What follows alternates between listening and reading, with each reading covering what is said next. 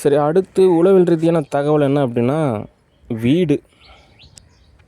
Okay, ஒரு சுதந்திரமான ஒரு வீடு, எல்லா வசதியும் உள்ள ஒரு வீடு. ஓகே, ஏன் அப்படின்னா ஒரு 10 வருஷமாக இரவும் பகலமாக உழைச்சிட்டு ஒரு வீட்டில் அவர் ஸ்டே பண்ணுறப்போ எந்த வசதியுமே கிடைக்கல அப்படின்னா ஒரு வருத்தம் இருக்க தான் செய்யும். இவ்வளோ கஷ்டப்பட்டு உழைச்சிருக்கோம், இவ்வளோ படாத பாடுபட்டிருக்கோம், நமக்கு எந்த ஃபெசிலிட்டியுமே கிடைக்கலையே, நம்ம எந்த வகையில் வந்துட்டு நம்ம எரராக இருக்கோம், நம்ம எவ்வளோ நல்லது தானே பண்ணோம், நமக்கே பெனிஃபிட் கிடைக்கல அப்படின்னு சொல்லிட்டு ஒரு வருத்தம் இருக்க தான் செய்யும். ஆனால் யதார்த்த ரீதியாக என்ன தகவல் அப்படின்னா, வசதிகளை ஏற்படுத்திக்கலாம், படிப்படியாக தான் தோதாகும். ஓகே,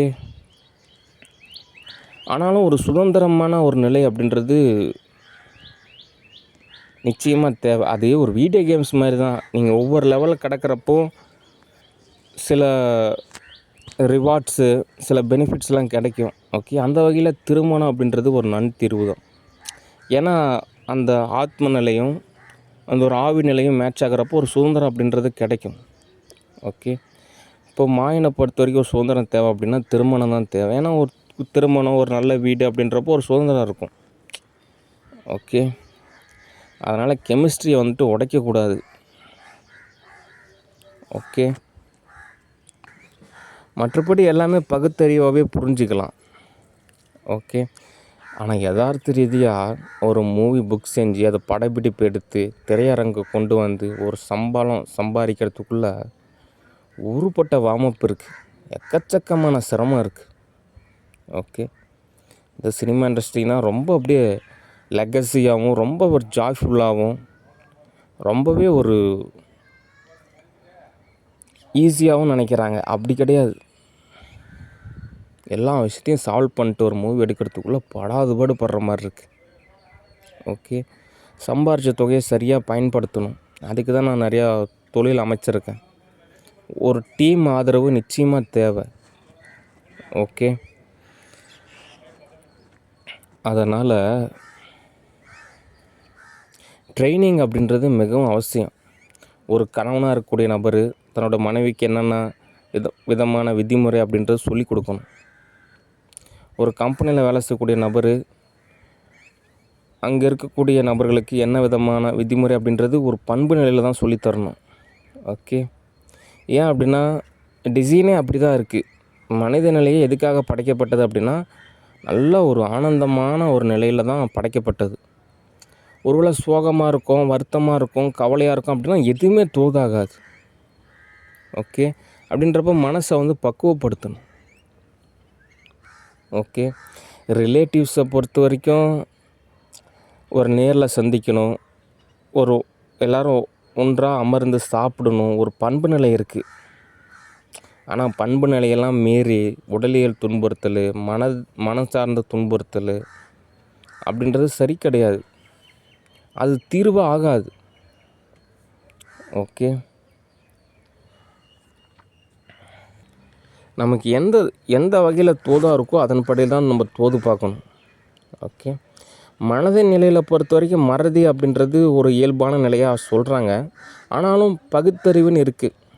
ஓகே, இப்போ சோப்நாய்க்கெல்லாம் பொறுத்த வரைக்கும் நான் ஆல்ரெடி சொல்லிட்டேன், நேரில் சந்திக்கணும், கேஷ் டெபாசிட் தேவை, ஒரு 3 மந்த்தாவது ஒரு ரெஜுனேஷன் சென்டரில் ட்ரீட்மெண்ட்டு தேவை. அப்போ தான் அந்த ஆறா சரியாகும். ஆறா சரியானால் தான் வேவ் லென்த்து கிடைக்கும். வேவ் லென்த்து கிடைக்கிறப்ப தான் யூனிவர்சல் லா பர்மிஷன் கிடைக்கும். யூனிவர்சல் லா பர்மிஷன் கிடைச்சா தான் எர்த் லாவிலையும் பர்மிஷன் கிடைக்கும். ஓகே, இங்கே எல்லாமே ஒரு கனெக்டிவிட்டியில் தான் இருக்குது. இதை நீங்கள் சயின்ஸாக கூட புரிஞ்சிக்கலாம். ஆனால் அறிவியல் அப்படின்றப்போ ஒரு எல்லைக்கு உட்பட்டது அப்படின்றாங்க. அது ஒரு வார்த்தை தான். ஓகே, ஸ்பிரிச்சுவல் சயின்ஸ் நீங்கள் அப்படி புரிஞ்சிக்கலாம். ஓகே, அதனால் ஸ்பிரிச்சுவல் அப்படின்றது தான் முதல் தரம். ஓகே, ஏன் அப்படின்னா அறிவியல் ரீதியாக புரிஞ்சிக்கணும் அப்படின்னா கூட எர்த்து இங்கே இருக்குது, சூரியன் அங்கே இருக்குது. ஆனால் சூரியனோட வெப்பம் எர்த்துக்கு இருக்குது. ஓகே, அதே மாதிரியோட நிலையில் சூரியனோட அதிர்நிலை தொடர்பு இன்னொரு கேலக்சியோட தொடர்பு இருக்குது. இங்கே எல்லாமே ஒரு தொடர்பு தான்.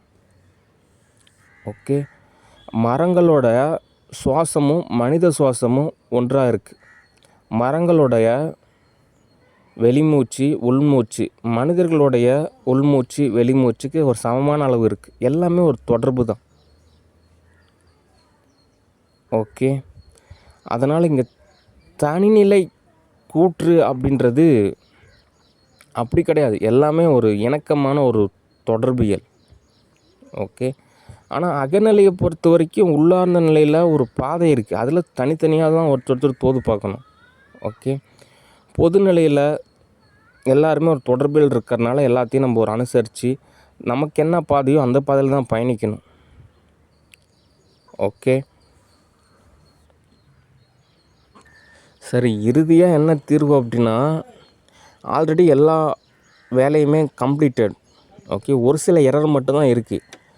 அதை மட்டும் சால்வ் பண்ணிட்டனாலே போதும். ஓகே, அடுத்து ஒரு வீடு தேவை, ஒரு திருமணம் தேவை. ஸ்டூடியோவில் உள்ளவங்கெல்லாம் ஒரு டீமாக இயங்கணும். ஓகே, இப்போ நம்ம ஏன்மார் ஸ்டூடியோவில் சம்பாதிக்கிறேன் அப்படின்னா அதை சம்பாதிச்ச தொகையை நான் லாஸ்ட் ஸ்டூடியோவில் இன்வெஸ்ட் செய்வேன். நம்ம எல்லாருமே ஒரே டீமு தான். ஓகே, ஒரு டைரக்டர் அப்படின்றவங்க வெவ்வேறு உலக நாடு படங்களையும் பார்க்கணும். அப்போ தான் தோதாகும். டைரக்டர் பாலா அவருடைய திரைப்படம் ரொம்பவே இலகுவான நிலையிலே இருந்தாலும் ஒரு விதமான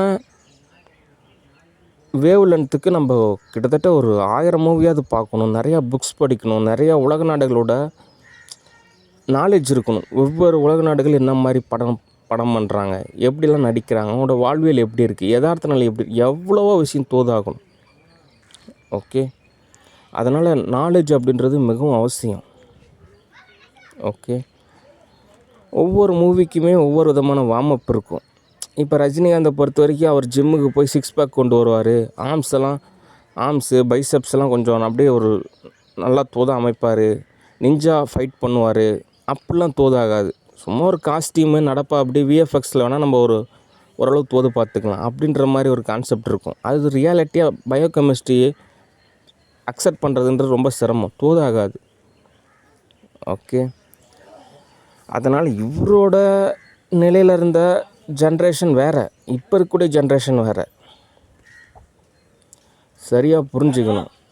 ஓகே, அதனால் எரர் ஏற்படுத்தாதீங்க. நானாக தோதாகிறப்ப கூப்பிட்றேன். ஓகே, சரி, நன்றி, வணக்கம், பாய்.